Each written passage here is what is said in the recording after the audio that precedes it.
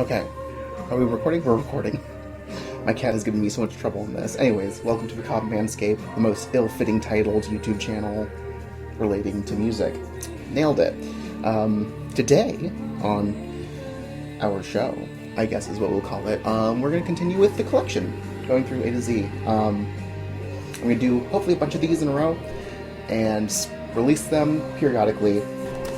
Might fuck around and change my shirt in between, just to give credence to the illusion. Anyways, so playing in the background is also the first thing on the list. The first thing we're going to talk about, After Forever's Prison of Desire. This is their debut album for the year 2000, released on, I think, DSFA, released on Transmission. Dutch band, Dutch singer, Floor Jansen, who is their singer, has since gone on to be in Nightwish, among other projects, many other projects. Nightwish is probably just the most notable at the time. And Marty Jansen, who you can hear doing growls right now, hopefully, went on to do Epica, and they're actually releasing an album this Friday as of filming. So, yeah, let's take a look.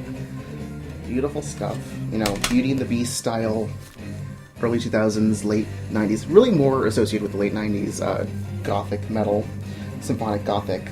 Has a little bit of a power presence sometimes, but not so much as, they would later after Mark leaves. Just really pretty, very weird, again, the strange 90s, 2000s aesthetic for a lot of heavy metal. It was just, they're figuring it out. Digital design. This is so good. Yeah, I don't know what to say about it. It's just drenching in gothic atmosphere. It is a good time. Next up, I have a single, Following the Cry / Silence from Afar. This was from the Prison of Desire era. This is also released in the year 2000. And I got this mostly because of the Wings of Illusion track, which is a bonus track in some versions of the actual album, but I do not have a version like that, so I just went ahead and got the single. It's just really pretty. I love purple. Just, again, weird digital design aesthetic. It's really nice. Purple disc. That's cool. Yeah, I don't know. It's just tracks from this album. And some just outtakes. And some little extra bits to incentivize you in buying it. Next I have... This is the sophomore album, Decipher. I actually have two copies of this. One's Digipack and one's Jewel Case. Super operatic. I love this. Floor Jansen really is something special. You wouldn't know it, though, if you listen to Nightwish. They underutilize her a lot. Anyways. What does this have going on for it? What is this? Oh my god. Transmission Records, mail-in order catalog thing. Interesting. I forgot that I had that. Anyways, this is their sophomore album. A little less gothic, a little bit more progressive, and it also ups the symphonic aspect a lot, but is very similar. It is just like continuation of this style. Definitely has some weird Lacuna Coil-esque atmosphere going on. Again, late 90s, early 2000s. This is so good. I have two copies of this, because back in the day, I had a Jewel Case copy that was stolen when the majority, again, I've mentioned this before, a majority of my collection was stolen. So I had to replace it, and that's where my Digipack copy came from. Let me just organize my thoughts a little bit better here. It's just, this is giving me so much trouble. Okay. That's where the Digipack copy came from. And this, I got it. And it comes with a little J card, I think. Let's open it up. Peel it open. Right. So, there. It has a little O card, J card, O card. I think it's called an O card. I realized, though, after buying this, that I really don't care for 90s and early 2000s stuff in digipack. I think it's really weird. I've made a few exceptions in my collection, but for the most part, I think it is weird. It just wasn't designed for that. And so I got a dual case copy. Really cool. Oh, this was also released on Transmission Records in 2001. So good. Next I have their third album, After Forever's Invisible Circles. This came out in 2004, 3 years after the sophomore. And in this time, Mark Jansen was fired to form Epica, which started as Sahara Dust, then changed its name to Epica. And then Flor Jansen, singer, the one and only, did her education. She went to go studying singing and performance in some conservatory, very fancy, prestigious school, probably. And so that's why it took so long for this third album to come out. I think I read on Wikipedia or the Metal Archive somewhere that the performance of the opening show of this tour was it counted as her final, or something along those lines. Anyways, so this is a story about, this is a concept album, this is about child abuse, essentially, but more like neglect than outright abuse. It's handled, it exists. I think the point is abuse is cyclical and violence begets violence. So there's the Invisible Circles. This is a good entry-level prog metal. It is symphonic and proggy mostly, and has a little bit of that gothic sound in some of the songs, but not too much, and not... I wouldn't exactly call it a gothic metal album, but it does have some gothic stuff on it. And I do not have... Oh, I guess I should talk about the ups and downs of this. Okay, so... Other than the lyrics, the concept shows itself in these, acting bits between, I think, Amanda Somerville played the mother. Amanda Somerville played the mother, and then they had another guy play the father, and they have lines that they perform, and Amanda Somerville I think does okay. The other guy, not so great. It was a choice. It was a questionable one, but whatever. You either love this album or I feel like you either really, really love it, this has been touted as After Forever's masterpiece, which I do not agree, or you think it's, really overrated, and some people just think it's outright terrible. I fit into the overrated camp, but I still enjoy listening to it. Again, it is good entry-level prog metal. If you're looking for a way into progressive stuff that isn't too, up its own ass, this is the way to go. Also, none of the songs are too long. I think there's, a 7-minute song, and that's about it. That's the cap. Yeah, so, Invisible Circles. Next, I don't have their fourth album, Reimagine. Found it once in the wild at Rasputin in Berkeley. They wanted $26 for it, and at the time, I could not afford that. So, I just did not get it. But I do have their fifth and final album, self-titled, again, 2 copies of this. These are technically my third and fourth copies of this. The first one that I had when I was, I think 2009, so I was 12, my first copy of this went missing at some point, and I don't actually remember how or when. It just disappeared. Didn't have the jewel case, didn't have anything. The entire jewel case went missing. I have no idea to this day what happened.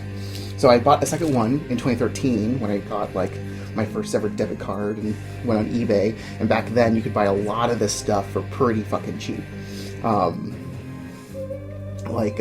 think I ordered a copy from Argentina for $6, even maybe less. It was an Icarus Records pressing, and that was great, and then that got stolen in 2016. Again, there's that story about everything getting stolen. So one summer, I recently got this digibook, right? So it has the disc in one of those sleeves at the end, and then there's the booklet inside. Right? But then I realized the same vendor, a reputable vendor on eBay.com, also had a slipcase version. Napalm Records, original, right? So of course I had to get it. This actually has 2 discs, I think. Right? Does it have 2 discs? It does. I just have to remember which way this opens. So it has the album and a DVD with all the little bonus extras. So that's why I have 2 copies of it, and I don't regret it at all. I love the jewel case version, and I enjoy a nice slipcase. I know Ben Smasher out here ripping slipcases. I saw that video. I don't remember which one it was. It was a recent one, and I kid you not, I gasped when he rips the slipcase. I enjoy a slipcase. But yeah, this is a proggy, still a little proggy power, but not too much. It's mostly gothic and symphonic, I would say. It's a modern gothic, so like less drenching like keys, atmosphere, and more just like general dark. It's like symphonic if you went less about bombast, but just more brooding. And it does have some of that bombast, but I would say that this does have a lot of gothic stuff on it. Beauty and the Beast, as always. Yeah, I don't know. This is also, I think, has some of Lord Janssen's best vocal performances, period. Except for maybe some of the Aryan stuff. I don't like Aryan, not my thing. The cat is giving me trouble again. Do I try to cut this out? Give me a second. I'm just gonna... Come on. Animal. Next up. Agathodaimon. This is a German symphonic black metal band. At least... Excuse me? Sorry, the animal. The cat. German symphonic black metal band. They played around with also some gothic tones, but this is their debut, 1998, on Napalm. Nope. Nuclear Blast. And I think this is also great. Entrance level, intro to symphonic black metal, intro to black metal, period. This is, I think, a really good way to go. It's not too abrasive. To me, it doesn't come off as super black metal-y, even though, like, that's what it is. But, like, when I first heard this stuff when I was 12, my instinct was to call it kind of doomy, along with black metal. Very melodic. It also doesn't have any of the baggage that most of the Norwegian scene has. So, you know, pretty blue aesthetic. All of their albums have that. And then all the lyrics are in, like, you can't really, I mean, you can see it, but it's, depending on the way I turn it, it's like hot pink or magenta. It's really pretty. All the photography is black and white. I was listening to this earlier just to, like, have a thing to say about it, because I got it last summer, and I actually don't think I ever listened to it all the way through. It is enjoyable, again, but not super, like, black metal-y, which is really weird. It is a black metal album. But I don't know. I think it's a lot mellower. It's less aggressive. It's also really cleanly produced. The production on this is very nice, the way that it's all put together. It is, again, great for, you know, if you're trying to get into symphonic black metal or just black metal in general. I think this is a good way to go. And if, yeah, I don't know. It kind of falls in the line of, like, early Cradle and maybe early Dimmu Borgir without being... I guess in terms of Cradle, it's less aggressive than Cradle, and in terms of Dimmu Borgir, it is less really, like, bombastic and symphonic. It doesn't really have that, like, gusto that Dimmu Borgir tries to do. The cat is giving me so much trouble. Cat! Come here! Artie, leave me alone. Anyways, next I have their fourth album. Yes, fourth album. This is Serpentis Embrace. Again, symphonic black metal, sort of. Kind of gothic at times. I don't even know. In my head, I always thought about this in terms of, like, 2004, because this came out in 2004, Nuclear Blast. I was thinking, like, Behemoth in 2004, or Dimmu Borgir in 2004, but this doesn't really fit that description very well either. It has some, like, stop and go, like, riffs, which is not really common for black metal. The production on this is also very nice, but it does have some, like, spacey, sci-fi-y synth pad stuff, which is also not the norm. You know, really just not great artwork, but whatever. I also listened to this recently, and it gave me, like, weird nostalgia feelings for, like, 2012 for some reason. Like, I don't know. I think, was I in summer camp in summers in 2012? No, I don't think so. I think it was, whatever. It gave me weird nostalgia feelings, even though I didn't even have this until, like, 2019. And let's see, there's some cool, like, really filtered, like, percussion on this that is very reminiscent of, like, the early 2000s for, like, artists like, Evanescence, Within Temptation, Linkin Park, all that stuff. Like, there's like that really cool. I think it's cool. It's dated. It is dated, but not super terribly dated. I just think it's a nice texture and it does go well underneath some of heavier kind of stuff. That's cool. Next up, I have Phoenix by Agathodaimon. This is their 5th album, 2009, released on, this one is Nuclear Blast, but I think they also released on E1 or Coke Records. This is the first one I got into. This basically does away with almost all the black metal stuff in their sound. Cat! Oh my god, she's giving me so much trouble. Oh well, she's stuck in here. She decided she wanted to come in, now she's stuck. This doesn't have lyrics in it, which bothers me, but this is also, I think, a promo copy. I don't know how much that really matters. Claims that there are bonus tracks. My original copy also claimed that there are bonus tracks. There are no bonus tracks on it. And that's neither here nor there. So this does away with a lot of the black metal stuff. It's mostly just a symphonic gothic metal album with a lot of harsh vocals. And really aggro. How about you stop? Yeah, how about you stop? Embarrassing. I don't know, it's really good. A lot more back and forth between the cleaning, harsh vocals. It's just really fucking epic. Love this.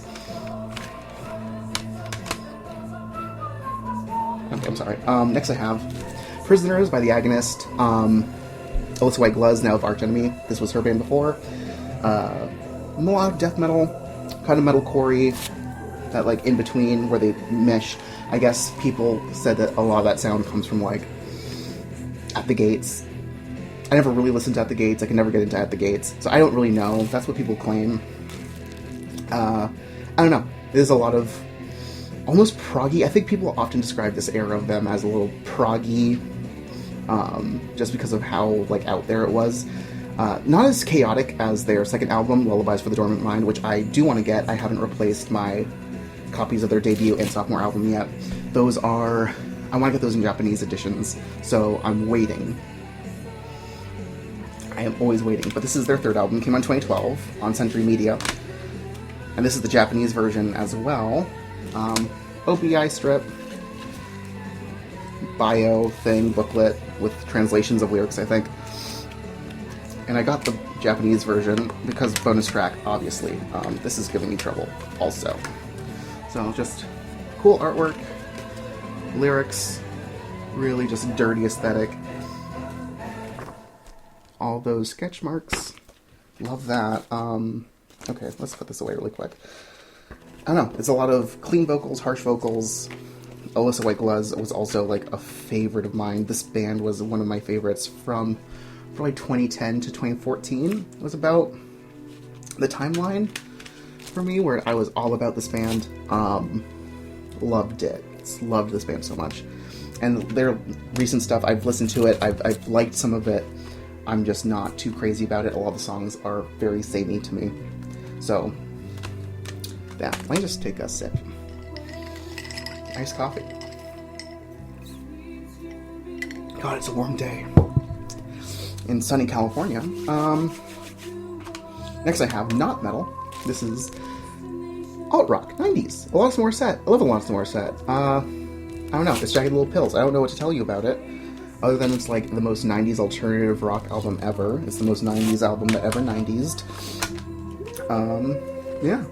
You know, Hand in My Pocket, You Ought to Know. Ironic, isn't it? Ironic. Don't you think?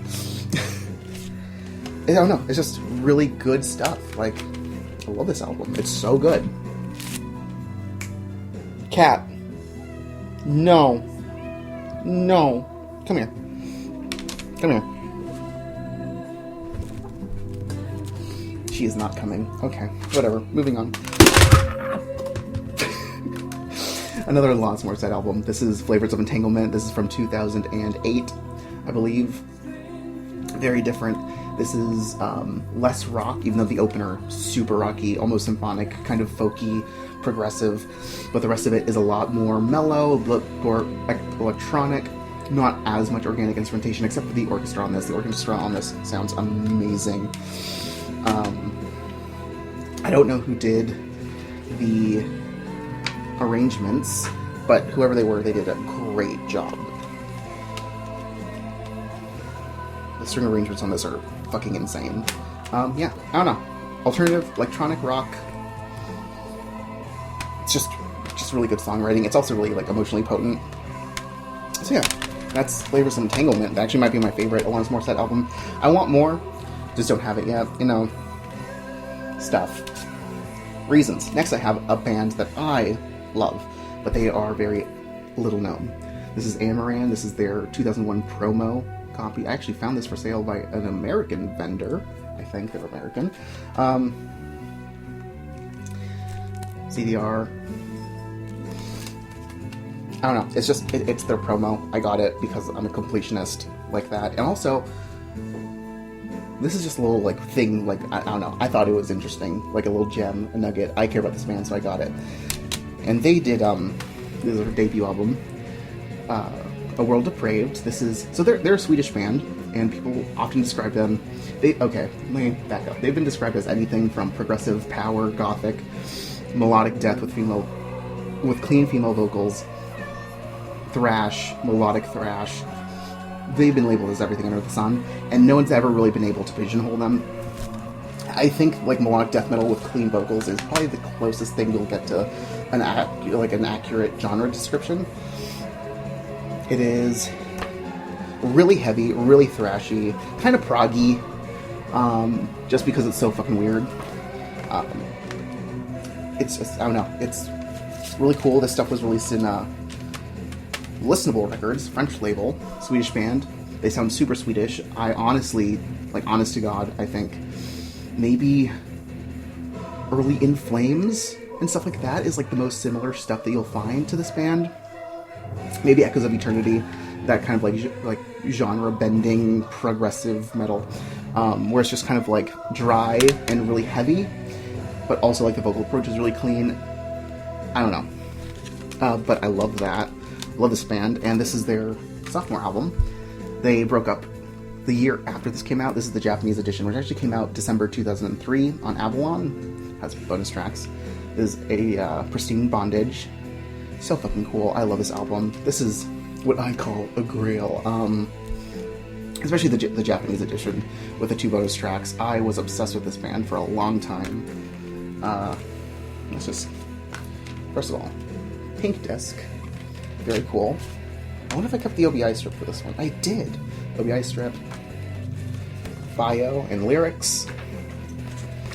Yeah, I don't know. This is, it's just basically a continuation of their debut, but just more cleaned up, more aggressive. The singer wrote the lyrics, so they flow a lot better as lyrics than the original, like the debut album did. I don't know. This is, like, really. I love this album so much. I don't even know what to say about it. I got it originally as a Christmas present, and then back when I was, like, 11, I took awful care of my discs. No surprise, because when you're a shitty 11-year-old, you don't take care of things.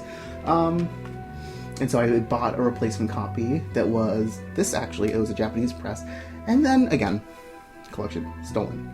So much of that stuff, just so much. 10 years in the making. CDs gone. But yeah, what's the next song? This should be, okay, I'm sorry. Yeah, I don't know. This is really dry, really melodic, really heavy. Great songwriting. Love the vocals on this. Produced perfectly. I think that's all I have to say about it. So good. This came out in, let's see, so December 2003, this came out in Japan, and then it was released in 2004 in Europe, early 2004. And then they were also touring with After Forever that year, and they were supposed to play the Prague Power Festival, but I think the European Prague Power Festival, they had to cancel their appearance because of an injury. I think their guitarist or their drummer did something and fractured a bone, and they couldn't make it.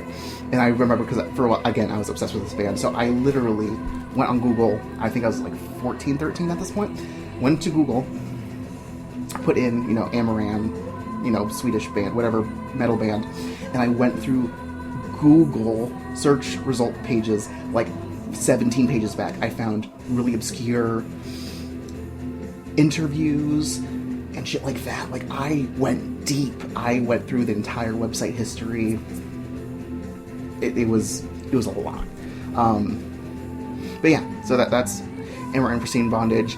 The main guitarist, Kari Kainulainen, I don't know if I said that right, and the singer, Lisa Johansson, whatever it is. No, that's the singer of Draconian. This is Joanna Despierre. They have since started another project called Inner Wake. They dropped a single. They dropped their first single sometime last year, and I'm still waiting to hear more. I'll probably link that in the description with the rest of the stuff that I'm showing today. And that's all I got. I'll see you in the next one. Bye. Thank you. Like, subscribe, call to action. Thanks. Thumbs up. Bye.